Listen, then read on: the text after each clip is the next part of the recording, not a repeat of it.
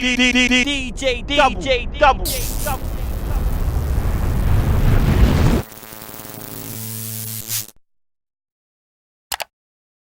Before we get into it, I just got to let you know, on the day of recording, for some reason, there's a problem with the sound on the interview. I wanted to keep the interview up all the same because Spragga Benz talks about his album that he recorded fully in the UK, but also towards the end of the interview, we go quite in depth about the charity that he's set up and all of the work that he does in Jamaica, paying back to the community. I wanted to keep this interview up all the same. Apologies for the sound problems. I've done my best to try and fix it, and in certain parts where you can't really hear, I've thrown up some subtitles. So sorry about the sound quality of the interview, but please still enjoy this one. If you haven't already, don't forget, hit the subscribe button, DJDUBLTV. Thanks for watching. This is DJDUBL sitting down with Spragga Benz. It's DJDUBL here, and today I'm sat down with none other than the legendary Spragga Benz. Respect. Welcome, bro. Much respect. Welcome to the channel. Welcome to the UK. Give thanks. So what's bringing you over to this side of the pond, man? You got shows to perform? Well, this year, no. Right now, I'm here to promote the new record that was just released, Chiliagon. So it was recorded here, so rightfully that I'm here to promote it when it's released. Of course. No. Is this like a second home for you, the UK? Not yet, but it can be.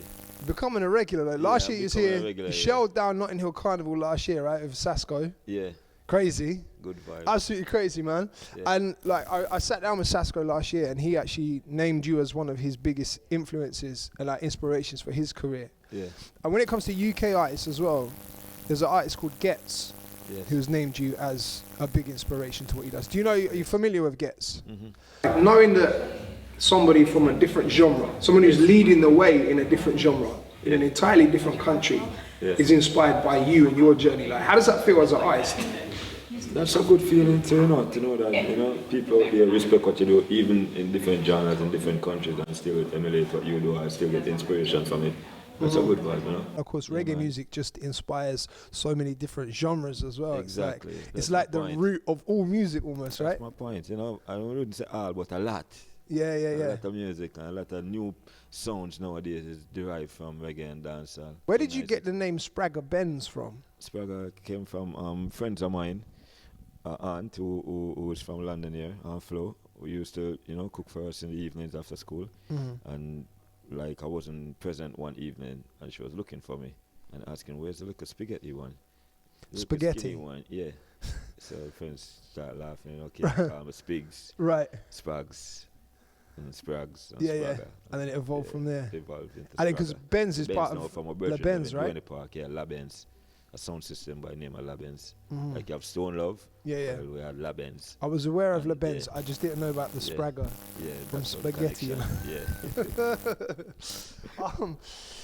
I guess, is it safe to say that Buju Banton played like a big part in your inception into dancehall music? You'd be right to say that, because he wasn't. He had already, at the time when we knew each other and were young, he had already considered me an artist. Which I wasn't an artist, but he would still be giving me artist advice, right? Telling me how to write songs, how to perform, how to do stuff like that. He came and did some dub plates for the sound, just out joking, telling me, to do two myself. Yeah. And started freestyling some stuff off the top of my head, and we all laughed it off. But then later on, we recognized that it could have been something exclusive for La Benz, so we did that. And then it just snowballed from there. Okay, and did he, am I right, that I read somewhere that he sorted you out your first proper studio time as well, is that correct? Well, not studio time. The studio time was actually in a house.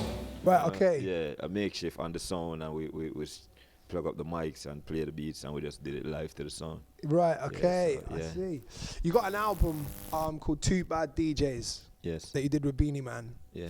Now that Buju's back out again, yes, given your relationship, two bad DJs, is there any conversation of two more bad DJs or any album, any joint album?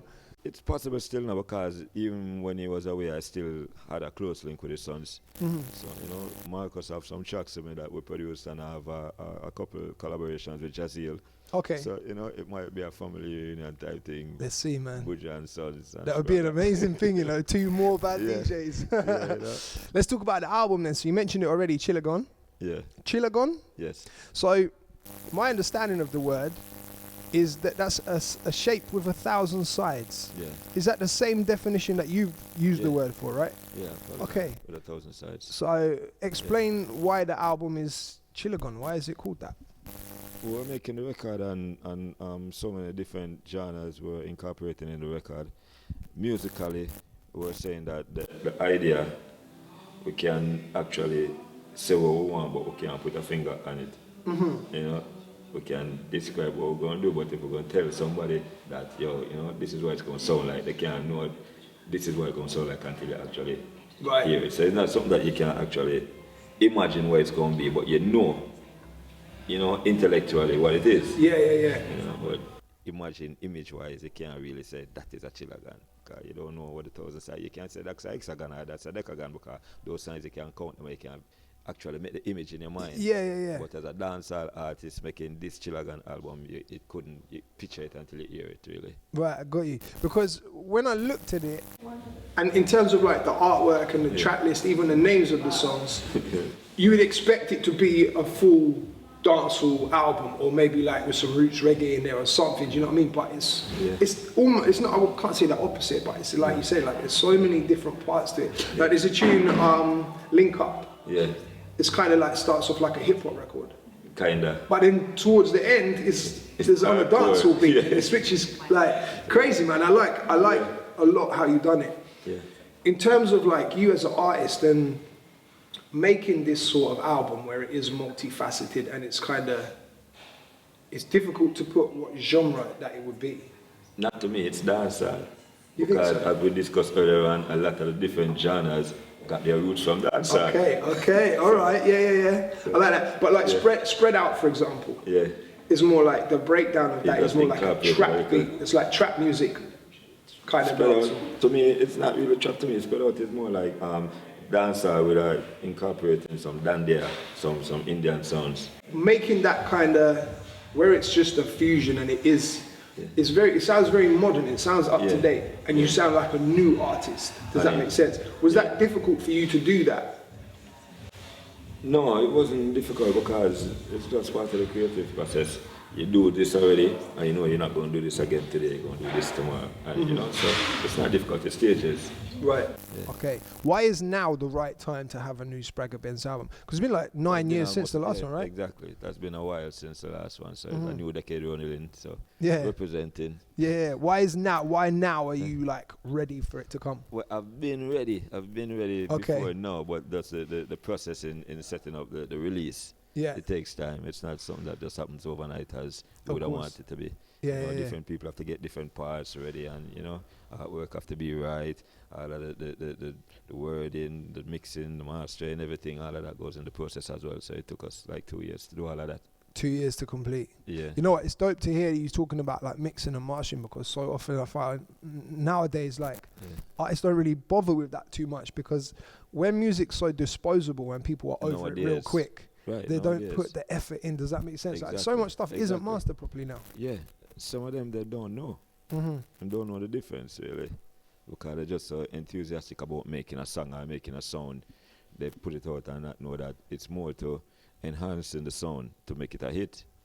Because we have so many bad songs that are not mixed properly and they just fade away and fall through the cracks. And you have so many songs that are not that great, but the mix is so awesome, you have to listen to it all the time because the sound feels good to your ears.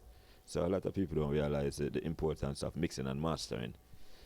And that takes time to get it sounding right. When you pop it in, you want it to sound big and right. Yeah, of course. Yeah. I guess that also comes back to the sound system background that you have as well, because if you have the song that isn't mastered and you're playing it out on a big sound, it's going to sound dead. It have to move its soul, so everything have to be exactly. Right. Yeah. You mentioned you recorded the album in the UK. Was the whole process done in the UK? Yes, until we went over to the US and added one more song. Okay. Yeah. Which was not supposed to be for the album, but because of bullyism, it got on the album. Go on. Explain. Which is No Regrets, really. Okay, right. No Regrets. It's actually for a different project, but then I let Christy hear it, and she insisted that. Right. Yeah. They bullied you into it. It has to. It has to go out now. Yeah. I actually, when I was listening to it, It has to be the last song on the album. Even with that song included, it sounded like it was recorded in the UK. Like Yeah. you've got Yeah, the because influence a lot of of people us like influence Toddler to T. it. You've got Cadenza in there. Yeah. There's two artists, two producers. Hyphen Fever. That I Yes. wasn't familiar with, but obviously Yeah. I looked them up after hearing that they produced with you. Yeah. You got Tanika on there. You got Rodney P. Yeah. You've got UK Illaman, Harry All-Stars. Shotter as well. Like a UK All-Stars. Yeah, it is entirely, man. Like, given that you don't live here and Yeah. you do split a lot of your time between Jamaica and the US, Yes. why did you decide to make an album that sounds so much UK? UK is very important in the whole scheme of things where music is concerned, because a lot of artists come here for fairness, fair play. You know, they have more opportunity to be heard, because the way the UK is structured is that it is not so strict on the playlisting and the genres. You hear everything on a station. You will hear a classical song, then you will hear an Afrobeat song next, and then you hear a folk song next, and then you hear, you know, some European thing. But so it's just music. They deal with music here. I like that about it. Not like the US where it's just strictly programmed for these hip hop or these R&B songs, and you hear these 10 songs all day, every day for the next 5 months. You know, the UK is different, so it's more freedom of expression and creativity here. Yeah. Also, the connection even with the West Indies and the UK, we have a close connection there with, you know, people coming over here to support the UK from Windrush era, you know, fighting, bringing their culture as well, and, you know, seeing how they are being stepped on now in this time. And the album basically was kind of a reminder of the UK that these people came here and they brought this culture that you enjoy. Yeah. And you built on it, you grew on it, so, you know, just reminding them of the roots of the whole thing. I respect that, man, most definitely. There's only one track where you've got Jamaican artists on there. Yeah. And a different remix. Yes. So why not any more Jamaican artists? Buju as well. I kind of half expected like a Buju collaboration on there. Yeah. No, it's possible to, but as I said, we're making a product for the UK. We made so many albums with just Jamaican artists. Right. We've done that already. Yeah. This I haven't done this yet. New sounds. Yeah, just new sounds new and steps. branching out with new artists from different genres that I respect and that respect me. Yeah. I got that. What's your favourite track from the album? Believe. Right now. Oh, okay. Yes. Right now, does it change? Yeah. At one point it was different. Different was everything to me. Yeah. And then, you know, Believe. And other songs are growing more and the more I listen to them. Yeah, I feel like Differ was the first song that kind of came out from the album, wasn't it? That was the standout song for me because of, like, it sounded heavy in the clubs as well. Do you know what I mean? Like, with the beat, they're like, sounded good. I like the album a lot, most definitely. Give thanks. If you could have any artist from any genre, dead or alive, on a record, who would it be? Bob Marley. Standard. Standard. I don't even have to ask why. I don't have to ask what it would sound like. Like, I don't even have to finish the question. Yeah. If you could, Bob Marley. Straight. So, how do you feel about the way dancehall has evolved since you first came out with your records? I mean, like, your first album was like 25 years ago, right? So, first of all, congratulations for such a successful, long career. But secondly, the evolution of dancehall from then to now. How do you feel about it? It's a time when things have to change. Every generation, you know, new things coming, new technology, all of that. So it's nothing different now. We just have to flow with it. Yeah. Back in the days, it was a different type of delivery. Hear me now. You know, until my days, jack it up. It's a different delivery, more aggressive. So now the youths come with their thing now. It's more a trap sound, more relaxed, laid back, repetitive chorus type stuff. But for me, it's just the journey of dancehall. I'm just happy to be a part of it. And you've done it well, man, as well. Like the fact that you can drop this album and it doesn't, like I said earlier, it doesn't feel like you're a veteran artist that's trying to keep up. It feels like, it sounds like a new artist, man. It's a good thing, bro, for real. Give thanks. Yeah. I read that you have some charities set up in Jamaica. Yeah. Is that correct? So you've got the Stay in School program and the Carlisle Foundation. Yes. Can you tell me a little bit about it's now what those two become are? like one of the same. Okay. Because originally it was a Stay in School Foundation when we just started doing music and started to become successful. You know, right away you know that you have to give back to the community. That's the way we go. Right. So right away we started program going through schools. Like we started with primary and basic schools first, the youngest children, getting, you know, like fixing 2 classrooms and furnishing 2 classrooms Okay, from the right. school, or fixing the infrastructure in a class, or something that manageable, because we don't have the support of what we're doing, Right. what we can. Yeah. So, you know, it grew from there. When my son passed away, the Carlisle Foundation, it became, and now it more focuses on the bigger students, upper school. So now, like, for example, the teachers would say, you know, that student is good and that student does good work, but I'm afraid they won't be able to make it to 6th form because they can't afford to pay the fee, or they you know, parents having financial difficulties. Mm-hmm. Things like that, we would try to Step in and right help there, them you out. know, and promising children to bring them up to university level for probably a year or 2, or for the whole term if we can. Mm-hmm. You know, so that's what it's about. We also joined with with IDSS, World Okay, Connect what's that? Initiative, which is another charity that we're associated with, which is registered in the US as well, and works closely with Carlisle Foundation in Jamaica. There's the Immigration Documentation Special Services, Okay. World Connect Initiative, and because of the atmosphere now with, you know, immigration issues and people being kicked out or people being barred and all of that, Mhm. we have taken it upon ourselves to try and get lawyers into the organization and help people who are not so knowledgeable about doing their application forms, or don't know where to turn for advice or stuff. They can come to the IDSS for that. Right. Okay. And also it goes further in doing like outreach programs where we go out into the communities and, you know, have seminars where different lawyers or different professionals Mhm. in the different fields can come in and speak to the community on their issues, whether it be landlord tenant issues, or would do other events like health issues for kidney awareness, breast cancer awareness, you know, feed the homeless, court drives, stuff like that. Send back stuff to Jamaica, and we last school that we worked with was a Norman Gardens Primary. That was like in about April was the last project we did Right. in Jamaica. And it was sent down like barrels with books and stationery, some clothing as well that the school can issue to the children or sell it and use the funds to fix whatever they seem necessary. Yeah. So stuff like that we do, but it's not really a big, it's just what we do. Yeah, but still, man, it's amazing. It's That's what no, we do. don't downplay it, Yeah. bro, because No, it's I'm not amazing to. downplaying it. I'm not downplaying it, but sometimes when you ask for all this assistance from people, they want to direct how you think go. Yeah. I come up and say, well, you're misappropriating funds, or you're this or you're that. So we feel safer to do what we do because of the cause. Yeah. Yeah.